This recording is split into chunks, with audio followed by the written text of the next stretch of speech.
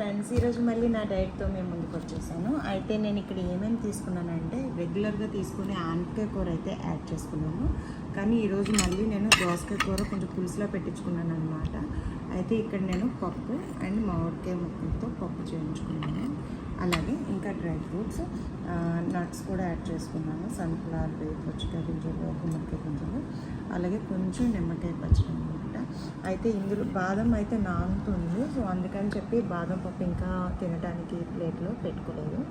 అయితే మీరు అడగచ్చు, ఏంటి ఇంత తక్కువ తింటున్నారు అండ్ రైస్ కూడా పెట్టుకోలేదు అని చెప్పి. యాక్చువల్గా నిన్న అయితే నేను మా ఫ్రెండ్ వాళ్ళ ఇంటికి లంచ్కి వెళ్ళాను. అలాగే టిఫిన్ కూడా హెవీగా తిన్నాను. అక్కడ లంచ్ అంటే హల్దీ ఫంక్షన్లో లంచ్ అంటే ఎంత హెవీ ఉంటుందో తెలిసిందే కదా.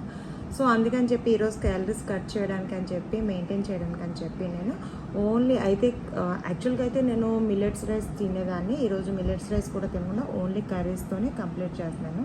అయితే ఇక్కడ పిక్కలు వచ్చి ఆయిల్లో స్విమ్ చేస్తున్నట్టు కనపడుతుంది కదా, అది నిజంగానే స్విమ్ చేస్తుంది. కానీ నేను స్విమ్మింగ్లోంచి తీసి పచ్చడిని చిన్నగా పైన ఏదో అంటే ఇవన్నీ తినడానికి చప్పగా అనిపించినప్పుడు ఏదో నంచుకోవడానికి అన్నట్టు అక్కడ పెట్టుకున్నాను అనమాట. నిమ్మకాయ పచ్చడి తినాలనిపించి. యాక్చువల్గా అయితే ఈ ఫుడ్ కూడా తినాలి లేదు, హెవీగానే స్టిల్ ఉంది. నిన్న ఈ టైంకి లంచ్ చేశాను. యాక్చువల్లీ నైట్ కూడా ఏం తెలియదు. అండ్ ఆఫ్టర్ దట్ నేనైతే వాటర్ తాగే ఉన్నాను. ఆకలి వేసినప్పుడు వాటర్ తాగుతున్నాను.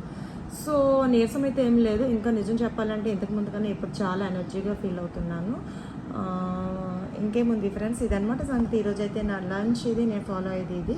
సో మార్నింగ్ అయితే బ్రేక్ఫాస్ట్ చేయలేదు. ఈరోజు ఓన్లీ త్రిఫల్ చూడడం తాగాను. నేను క్యారెట్ జ్యూస్ కూడా తాగలేదు, ఎందుకంటే నాకు చాలా హెవీ ఫీలే ఉంది ఇంకా కూడా. సో ఇప్పుడైతే ఇంకా తప్పదు, టైం ఇంకా అవుతుంది, 2 అవుతుంది, ఇంకా తప్పదు తినాలి అని చెప్పి కర్రీస్ అయితే పెట్టుకున్నాను. సో అదనమాట సంగతి ఫ్రెండ్స్.